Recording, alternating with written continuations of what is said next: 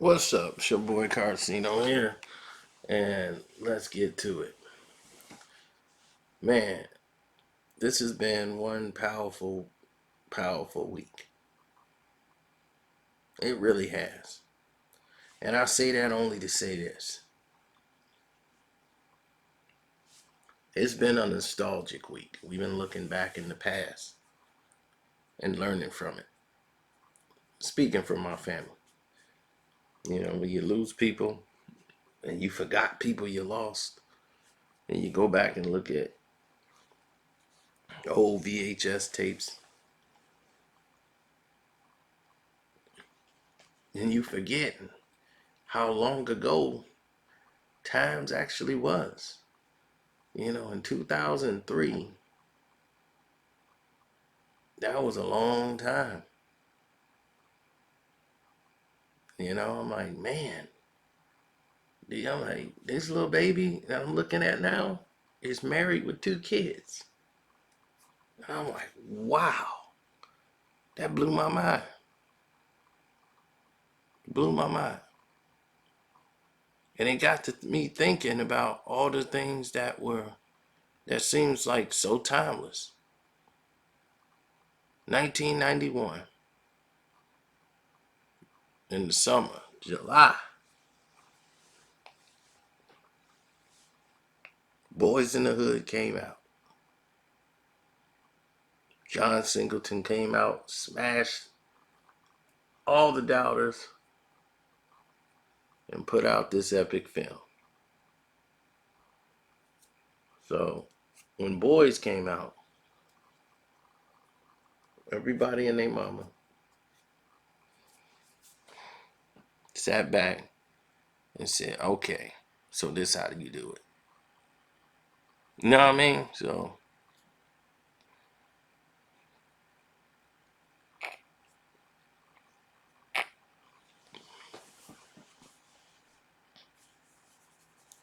the thing is the depth. It had comedy, it had reasoning, it had knowledge, it had everything a film should strive for. Very accomplished work. Very well directed. John Singleton brought a film to life that they tried to call an after school special. But how many of you knew Boys in the Hood had many rewrites? When John Singleton first wrote this script about Boys in the Hood, he made Boys in the Hood around NWA. We all knew that. We all knew that's where he got Boys in the Hood from. But he wanted to show that these regular people from the hood could have totally different lives. And hip hop wasn't even in the picture then. Just growing up in Compton, in South Central. And they were in South Central LA. And how the realization of the changing of this neighborhood and the police, like being over policed, everything. All of these things the black youth had to go to try to strive to get out of it.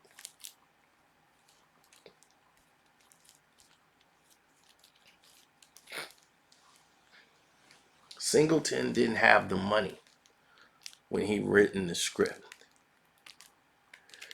When the song Boys in the Hood was out, it was such a popular hit song. Singleton thought this should be a title of a movie. And to honor the group, he wanted to put them into the film and have them.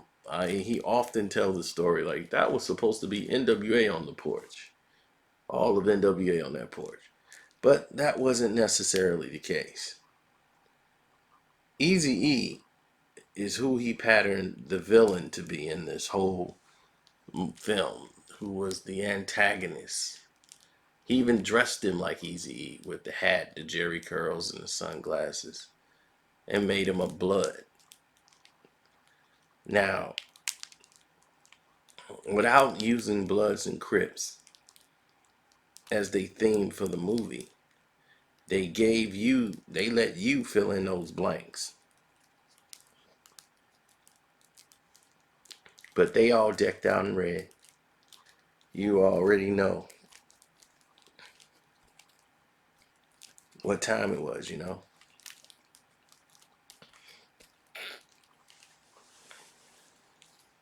Eazy-E was supposed to play that character. Ice Cube homies was gonna be Ren. It was gonna be MC Ren, and it was gonna be Ren. Doughboy was gonna originally be played by Dr. Dre, but Ice Cube became the focal point of the role. But that role was gonna be played by Dr. Dre. Dr. Dre was gonna be Doughboy. And Ren was gonna be his right hand man. Ice Cube was just gonna have a role and probably be another guy in the background at the time. Ice Cube was not going to be Doughboy, the big guy of the group, standing out.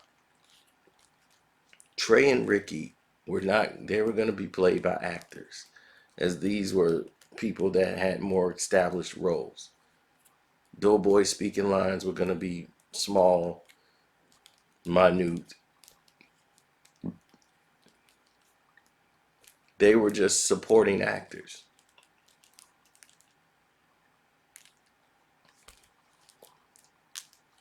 Oh, Yellow was going to be in it too, I guess, somewhere else. But DOC was actually going to have a more vocal role into the project, as he was going to be topside with Eazy-E. They were going to put them on the same side, but here was the problem in writing that. They were going to have to change the script because Eazy-E would never, ever be looked at as a blood in a movie. So that was originally changed. So now Eazy-E would be decked out in all black. He wouldn't wear all blue. He will only wear all black. So if they got the money to secure Eazy-E, Eazy-E told them when they were making the script that NWA would produce the film, and they'll be producers. Ruthless Records would produce this film, and it'll be under Ruthless. So Boyz N the Hood would be, we'll be partners. Well, John Singleton's, got the money based on the fact that they wanted to cut ties with that. They were like, that's too close to real gangster rap. And we don't want to promote that. We're already taking a risk. We don't need to have NWA involved as producers of the film. So that entails right there Eazy-E's and lack of involvement. His lack of involvement was going to be minimal after that. So when they were like, okay,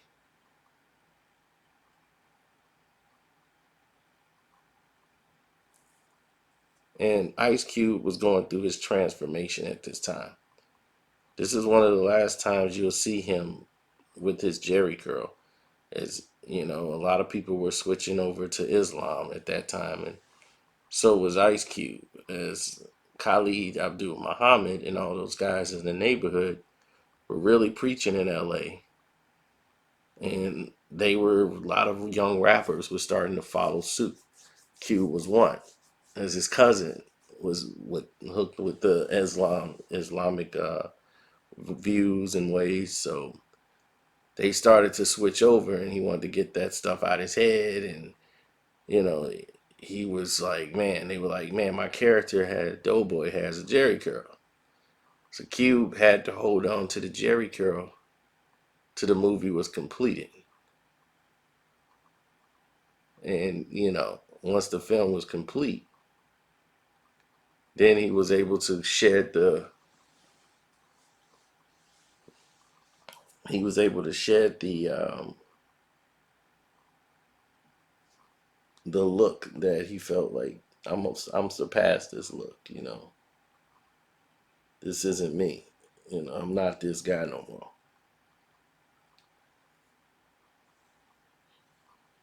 But Q was supposed to be this menacing guy, so they wanted him to have the beard, the hard look, tough. You know, he was supposed to be the enforcer, pretty much, of the neighborhood on that side of town. Now, in the original Fallout, Doughboy, after Ricky gets shot,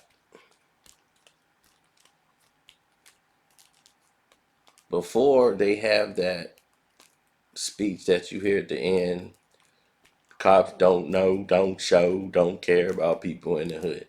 That speech happens before they actually go out to do the mission. A lot of people didn't know. In the original draft one sheet or what have you, originally Ice Cube's speech comes before they go out on the mission. Trey reflects on Ricky and all the things in his life as all the rage in his heart makes him want to drive and even give up his own life to extract revenge. But then he realizes, out of pain and hurt, if they are successful, that person had friends and family who would feel the same way Trey is feeling now and would extract revenge on their loved ones and families. And the cycle would continue over and over, repeatedly. And this is going on in Trey's head as he's contemplating jumping out of a moving car.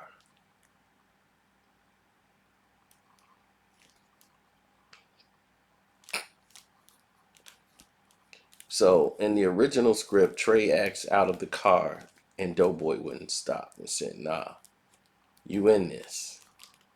And he said, "No, I'm not." And he dives out of a moving car,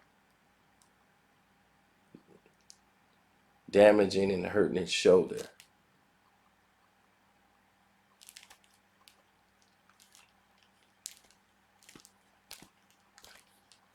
Doughboy stops for a minute as they look back, close the door, and they drive off as he has a contemplating thought of, I know why he jumped out of the car. And he should have gotten out of the car. This isn't for him.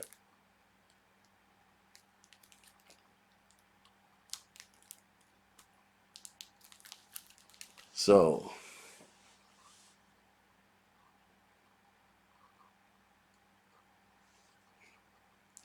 Doughboy engages with the people who killed his brother. In the original script, Doughboy and his boys both jump out the car, all three. They roll out, rather, or two, and they get in a shootout.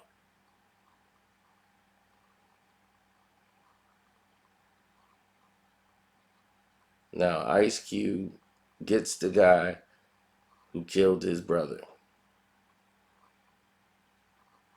One of the guys who was shot wasn't dead yet. Cube has shot himself. Doughboy, actually, in the original script. His character is shot up also. And he's leaking. But at this point, he does not care. He got the person that killed his brother. He turns him to turn around, looks him in the eyes, and then he shoots him.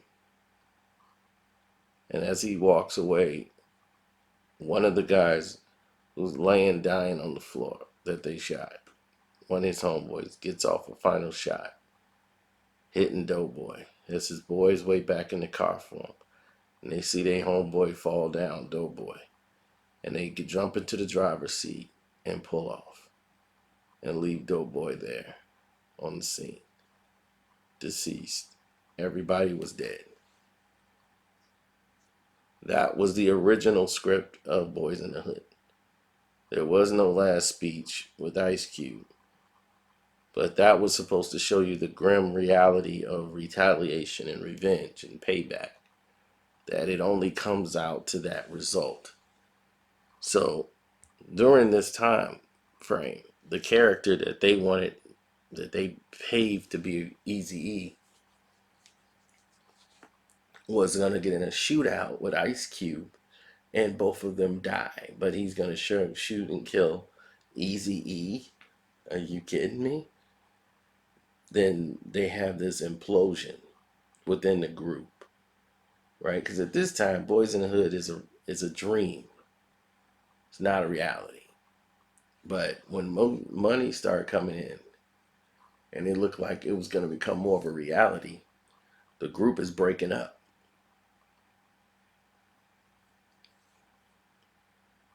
And now Ice Cube, who wanted to meet John Singleton because he wanted to get into film production and all of these things back then, he was not even, NWA wasn't even thinking about movies or nothing like that. They thought it'd be cool if they was just standing in a movie. Q wanted to actually write and produce and direct movies before he even dropped America's Most. So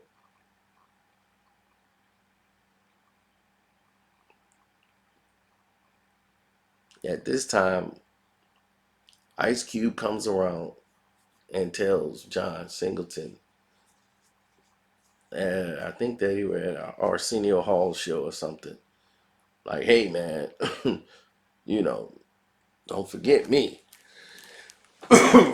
You know, he wanted to do this thing.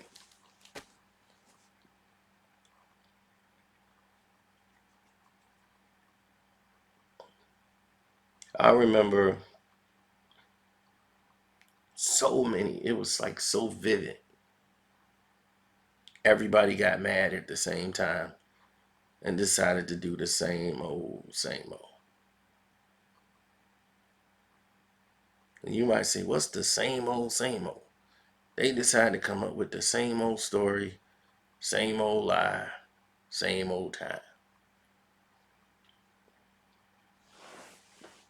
They thought, wouldn't it be interesting if we just get actors? We don't need, the script is so good, but we can't have this ending, right? Where everybody dies. We gotta have an upliftment. So they had Doughboy live because Ice Cube dropped America's Most. And America's Most blew him up. He sold about 1 million records. He was huge. Ice Cube became now an individual star, which made him equal to NWA being solo. He was the guy way in the background at NWA. You know, DOC was more popular than him.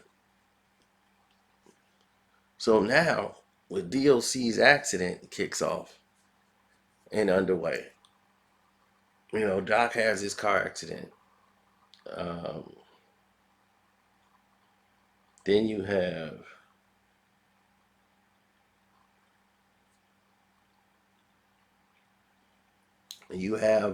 Q doing what he's doing, going solo, doing his whole performance and the whole nine and blowing up. He could just make the movie around Q. Q wants to be in movies. Q's a big name. Q wants to do it, so we can just make this around you know, Ice Cube. But the villain, they got an actor and dressed him up like Eazy-E. You know, it's crazy, but that's what ended up happening. Now, here was the main problem, though. We're going to talk about it on the Patreon, but there was a major problem that happened where real bloods got involved, and the situation wasn't about acting anymore. now you had a problem with the situation that took place. Because you got to think about it. Ice Cube is killing Bloods in a movie. You know, think about that. Even though it's a movie, what do you think they gonna think? This movie's being shot in South Central LA, and you see a bunch of Bloods getting it in a movie at the end. You think Bloods don't watch movies? Even though it's just a movie, and they're gonna say, "Look, dog, this is just a movie." You think that's what's going through their minds? Is, hey man, this is just a movie. They gonna want to kick up some dust.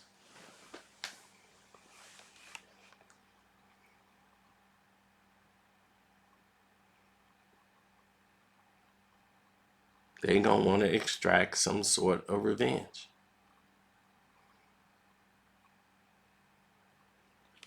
Right? Don't forget to hit the like button, man, and subscribe to this page. Hit that notification bell. My Cash App is Carcino. Bless all of you for sticking around this long. Now, Boyz N the Hood is made. The script is changed. The whole Doughboy scene now, when he talking about eating, they don't know, don't grow, don't show. Now, if you watch that scene, you'll say, yeah, this scene should have been earlier in the movie, before they went on the mission. It makes sense, doesn't it? Furious Styles was played by Lawrence Fishburne, who was only 29 years old, but he was already advanced. Back then, I think he was still Larry. I don't think he went to Lawrence yet.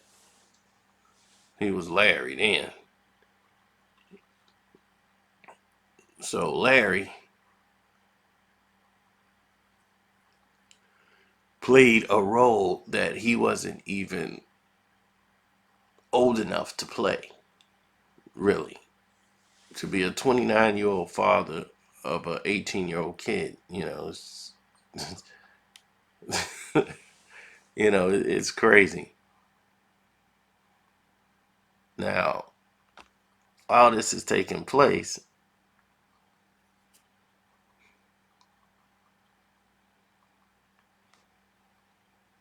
his age was meant to be older in the film. Fishburne is the only guy that could pull this off because he always was older, but acted older than what his age would indicate. He took all these lessons and techniques that he learned, and he worked side by side with John Singleton in making this film. People didn't know that going into it. They never knew John Singleton had so much control.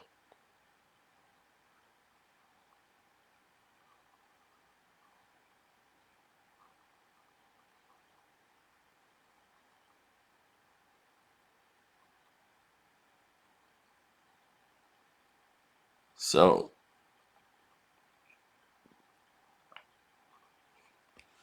Nia Long, who lived like down the street from where they were shooting, like she didn't even know that there was gonna be a sex scene in the movie.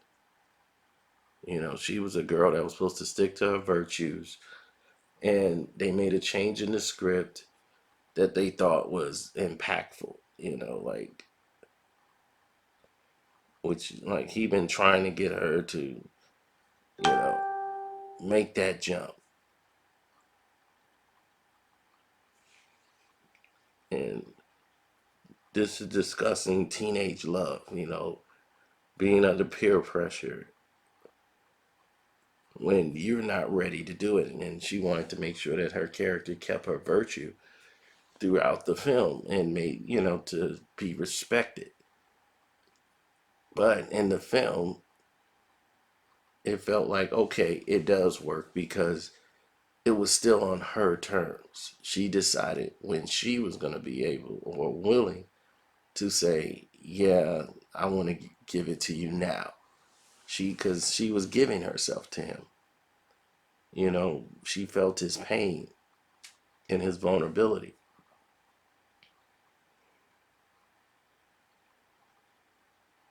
For the first time, he opened up to her, being real instead of the false player character he was trying to be.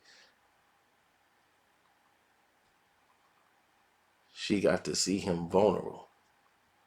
And that was the first time he was really revealing the scared person he really was. And powerless. He felt powerless. So her giving herself to Trey was like giving power to him.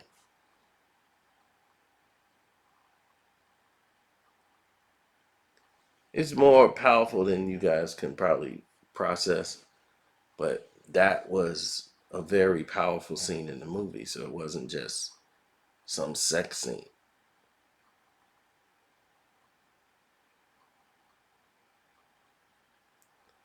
I mean, John Singleton was young himself. I mean, Larry Fishburne was older than him. He was about 24, 25. So imagine pulling this achievement off at that age. But there was no way Eazy-E was going to go for his character dying.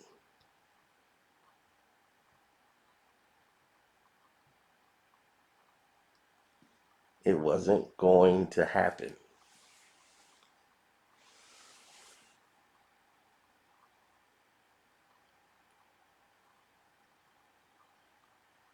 Now,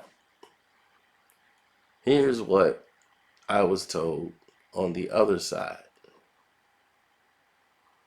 Because there's two sides to this.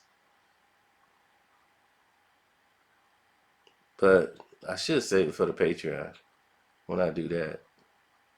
Nah, screw it. I'll tell y'all here.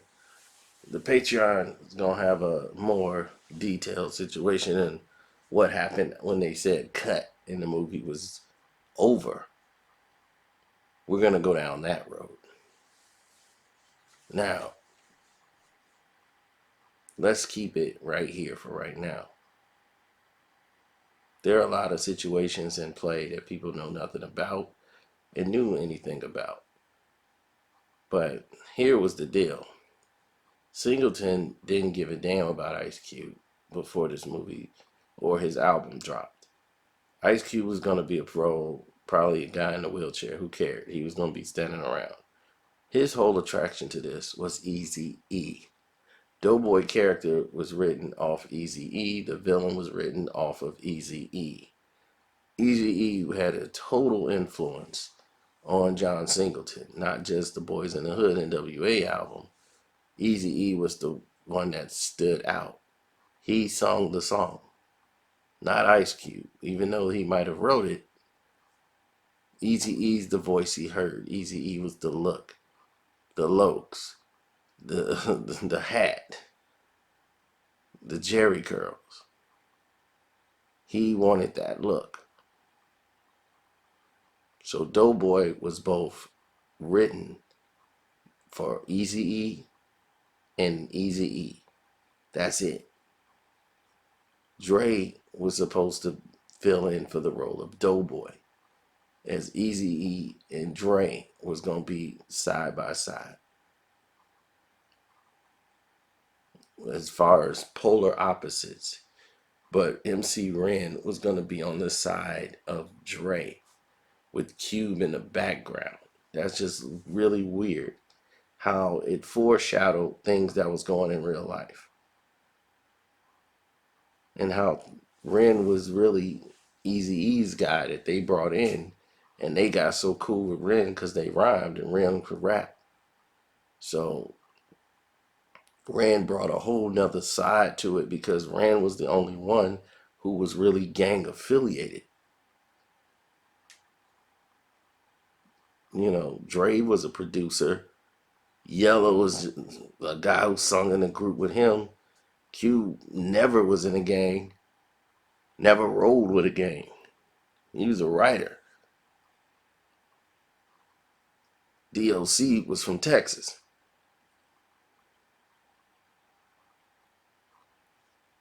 Ren was a Crip. Period. So he was coming from real gang life experience. So when you hear him talk and you hear Ren rap, it was rugged because he lived it. It wasn't artful. Now that led to the whole situation of what John Singleton saw. Once Q made himself popular with America's Most, oh, this guy really does have the gift. He could pull all of this off. He's Doughboy.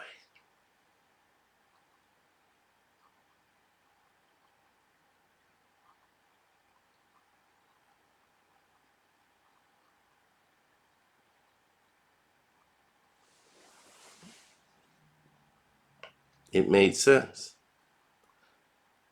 So without Boyz N the Hood, there would be no Friday.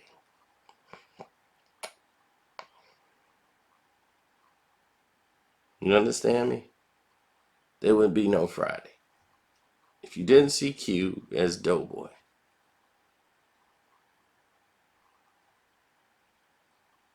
you wouldn't have seen Friday. There wouldn't have been higher learnings or nothing. But he knew I gotta get Ice Cube back on the screen on something.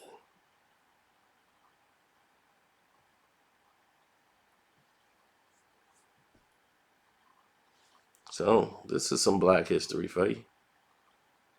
All right, I gotta go. Don't forget to hit that Patreon, Carcino for Life, as you're not gonna want to miss this when we tell you what happened behind the scenes when the movie was over.